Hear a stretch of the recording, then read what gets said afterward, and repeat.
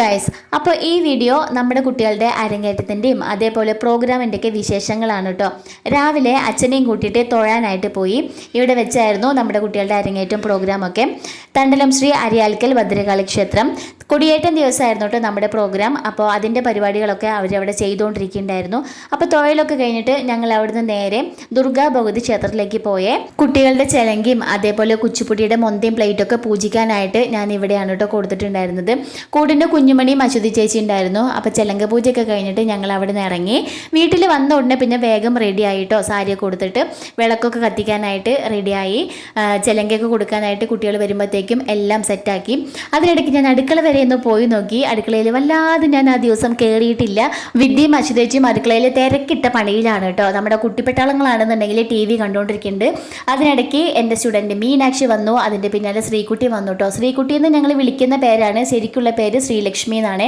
അപ്പം ഞങ്ങൾ നടരാജ വിഗ്രഹത്തിൻ്റെ മുന്നിൽ വിളക്കൊക്കെ കത്തിച്ച് നന്നായിട്ട് പ്രാർത്ഥിച്ചു. എന്നിട്ട് കുട്ടികൾക്ക് ചെലങ്കയൊക്കെ കൊടുത്തു. അപ്പോൾ അവർ തിരിച്ച് തട്ടിൽ ഗുരുദക്ഷിണയായിട്ട് തരും. അതൊക്കെ മേടിച്ച് വൈകുന്നേരത്തെ കാര്യങ്ങളൊക്കെ സംസാരിച്ചിട്ട് അവർ വീട്ടിലേക്ക് പറഞ്ഞയച്ചു കേട്ടോ. പിന്നെ ഫുഡൊക്കെ കഴിച്ചിട്ട് ഞങ്ങൾ മേക്കപ്പിനിരുന്നു. ക്ലാസിക്കൽ മേക്കപ്പ് ആകുമ്പോൾ കുറച്ച് അധികം സമയം തന്നെ വേണം കേട്ടോ. ഒരു 1.5 മണിക്കൂർ മേക്കപ്പിന് തന്നെ വേണം. എല്ലാവരുടെ മേക്കപ്പും ഞാൻ തന്നെയാണ് കേട്ടോ ചെയ്തത്. അപ്പോൾ കുറച്ച് നേരത്തെ ഞാൻ അങ്ങോട്ട് തുടങ്ങി. അതും ഇതേപോലെ പ്രാർത്ഥിച്ചിട്ട് തന്നെയാണ് കേട്ടോ തുടങ്ങുക. ആദ്യം മീനാക്ഷിനെയാണ് ഇരുത്തിയത്. കുച്ചിപ്പുടി അരങ്ങേറ്റാണ് കേട്ടോ ചെയ്യുന്നത്. അപ്പോൾ അവളുടെ കഴിഞ്ഞപ്പോൾ പിന്നെ നന്ദന ഇരുന്നു. നന്ദനയ്ക്ക് ഭയങ്കര സിമ്പിളായിരിക്കണം, പക്ഷെ നല്ല ഭംഗി ഉണ്ടാവണം എന്ന് പറഞ്ഞിട്ടുണ്ടായിരുന്നു.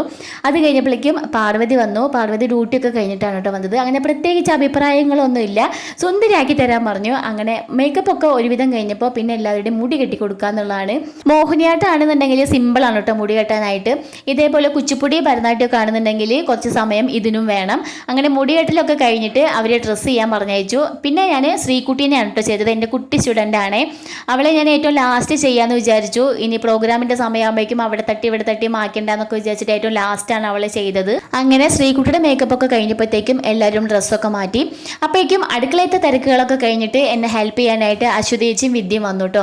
പിന്നെ ഞങ്ങൾ എല്ലാവരും കൂടെ ശ്രീകുട്ടീനെ റെഡിയാക്കാമെന്ന് വിചാരിച്ചു. അരങ്ങേറ്റം ആയതുകൊണ്ട് തന്നെ ഫോട്ടോഗ്രാഫറൊക്കെ വന്നിട്ടുണ്ടായിരുന്നു. അപ്പോൾ ഫോട്ടോ എടുക്കാനും പിന്നെ അതേപോലെ വീട്ടിൽ വെച്ചിട്ട് എല്ലാവർക്കും ദക്ഷിണ കൊടുക്കാനൊക്കെ ആയിട്ട് അവൾക്ക് പെട്ടെന്ന് പോകണമായിരുന്നു. അതുകൊണ്ട് അവളെല്ലാവരും കൂടെ പെട്ടെന്ന് തന്നെ റെഡിയാക്കി. മേക്കപ്പും മുടികെട്ടലും ഡ്രസ്സിങ്ങും കഴിഞ്ഞാൽ പിന്നെ ഓർണമെൻറ്റ്സ് വെക്കുക. അത് നമ്മൾ അരങ്ങേറ്റത്തിനാകുമ്പോൾ എല്ലാ ഓർണമെൻറ്റ്സും ഇതേപോലെ തൊട്ടുനിറകിൽ വെച്ചിട്ടാട്ടോ നമ്മൾ അതൊക്കെ വെച്ച് കൊടുക്കുക. അങ്ങനെ ശ്രീകുട്ടിക്ക് എല്ലാം ഇട്ട് കൊടുത്തതിന് ശേഷം മീനാക്ഷിക്കും അതേപോലെ തന്നെ ചെയ്തു കൊടുത്തു. കുച്ചിപ്പുടി ആകുമ്പോൾ ഒരുപാട് സാധനങ്ങൾ തലയിലേക്കും അതേപോലെ ഓർണമെൻറ്റ്സ് ആയിട്ടുണ്ട് കേട്ടോ. അപ്പോൾ ഞാനും വിദ്യയും ചേച്ചിയും കൂടെ പിന്നെ മീനാക്ഷിനെ റെഡിയാക്കി വിട്ടു. ഇത് നമ്മുടെ അതുല്യ ചേച്ചിയുടെ മോളാണ് കേട്ടോ. ഡാൻസ് കളിക്കാൻ ഒരുപാട് ഇഷ്ടമാണ്, പക്ഷേ ദൂരമായതുകൊണ്ട് പഠിക്കാൻ ഭയങ്കര ബുദ്ധിമുട്ടാണ് കേട്ടോ വരാനായിട്ട്. അപ്പോൾ ഞാൻ ഇവിടുന്ന് സ്റ്റെപ്പൊക്കെ ഇട്ടിട്ട് അവൾക്ക് അയച്ചു കൊടുക്കും.